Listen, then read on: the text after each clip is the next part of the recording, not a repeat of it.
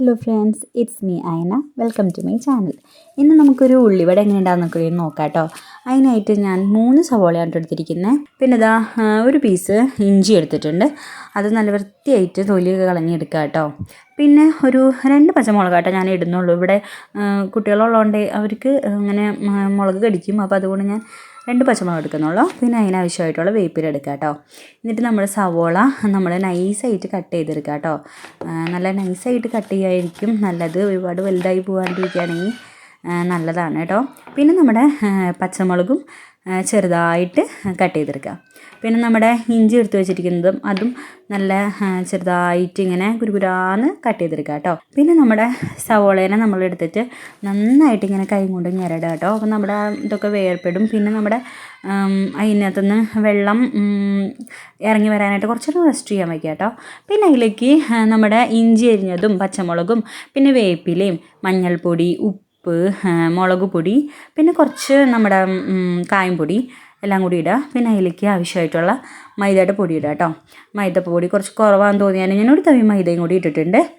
പിന്നെ അതിലേക്ക് കുറച്ച് വെള്ളം ഒഴിച്ച് കൊടുക്കുക കേട്ടോ. വെള്ളം ഒഴിച്ച് കൊടുത്തിട്ട് നന്നായി മിക്സ് ചെയ്യാം. നമ്മൾ ഉള്ളി കൂടുതലുണ്ടാവണമായിരിക്കും കേട്ടോ ടേസ്റ്റ്. മൈദപ്പൊടി കുറച്ചും ഉള്ളി കൂടുതലുണ്ടാകുമ്പോഴാണ് നമുക്ക് നല്ല ചായക്കടയിലൊക്കെ കിട്ടുന്ന പോലത്തെ നല്ല റെസ്റ്റോറൻറ്റ് സ്റ്റൈല് നമ്മുടെ ഉള്ളിവടയൊക്കെ കിട്ടുള്ളൂ.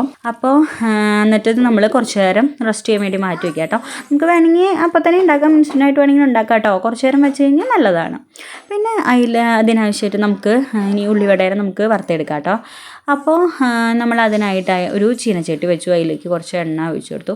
അപ്പോൾ ഇതിപ്പോൾ ഒരു ഉള്ളി ഇട്ട് കൊടുത്തിട്ടുണ്ട് കേട്ടോ. ഞാനായിട്ട് ചെറുതായിട്ടുള്ള ഒരു ചെറിയൊരു പാട്ട്. അപ്പോൾ എണ്ണ നന്നായിട്ട് അടച്ചിട്ടുണ്ട്. അപ്പോൾ ഞാൻ അതിലേക്ക് നമ്മുടെ ഉള്ളിവട ഓരോന്നായിട്ട് ഇട്ട് കൊടുക്കുകയാണ്. അപ്പോൾ അത് ആദ്യത്തെ നമ്മുടെ ഉള്ളിവട ഇവിടെ റെഡിയായി വന്നിട്ടുണ്ട് കേട്ടോ.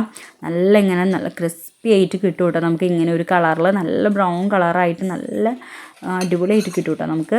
പിന്നെ ഞാനതൊരു സർവിങ് ഡിഷിലേക്ക് മാറ്റിയിട്ടുണ്ട്. ഞാൻ അടുത്ത ഉള്ളിവടയും കൂടി ഇട്ടിട്ടുണ്ട് കേട്ടോ. ഇത്തവണ ഞാൻ 2 ഇട്ടിട്ടുണ്ട്. നമ്മൾ ഓരോന്നിടുമ്പോൾ കുറേ അധികം ടൈം പിടിക്കും. അപ്പം നമ്മൾ 2 വീതം ഇട്ട് കൊടുത്തിട്ടുണ്ട് കേട്ടോ. ഇത് നന്നായി 2 സൈഡും നന്നായി മുരിഞ്ഞ് വന്നിട്ടുണ്ട് കേട്ടോ. നന്നായി മുരിഞ്ഞാൽ മാത്രമാണ് ഉള്ളിവടയ്ക്ക് നല്ല ടേസ്റ്റ് ഉണ്ടാവുള്ളൂ. അതല്ലാന്നുണ്ടെങ്കിൽ നമുക്ക് ആ ഒരു ടേസ്റ്റ് കിട്ടില്ല. നല്ല ഇങ്ങനെ ക്രിസ്പി ആയിട്ടിരിക്കണമെങ്കിൽ നന്നായി മുരിഞ്ഞ് വരണം. അപ്പോൾ അതിൻ്റെ എണ്ണയൊക്കെ പോയിട്ടുണ്ട് കേട്ടോ. അപ്പോൾ നമ്മൾ സർവിങ് ഡിഷിലേക്ക് മാറ്റി വെച്ചിട്ടുണ്ട്. ഇനി നമ്മുടെ നല്ല ചൂട് ഉള്ളിവട നമുക്കിവിടെ റെഡി ആയി കിട്ടിയിട്ടുണ്ട് കേട്ടോ. നമ്മുടെ ആയിട്ടിന് ഉള്ളിവട ടേസ്റ്റ് ചെയ്ത് നോക്കുന്നുണ്ട് കേട്ടോ. ആയിട്ടിന് ഇങ്ങനെ ഉള്ളിവടയും പരിപ്പൂടയും പഴംപൊരിയൊക്കെ ആണെങ്കിൽ വലിയ ഇഷ്ടമായിട്ടോ സ്കൂൾ വിട്ട് വരുമ്പോൾ കഴിക്കാനായിട്ട്. അപ്പോൾ നമ്മുടെ അടുത്ത വീഡിയോ ആയിട്ട് വീണ്ടും കാണാം. അതുവരേക്കും ഗുഡ് ബൈ.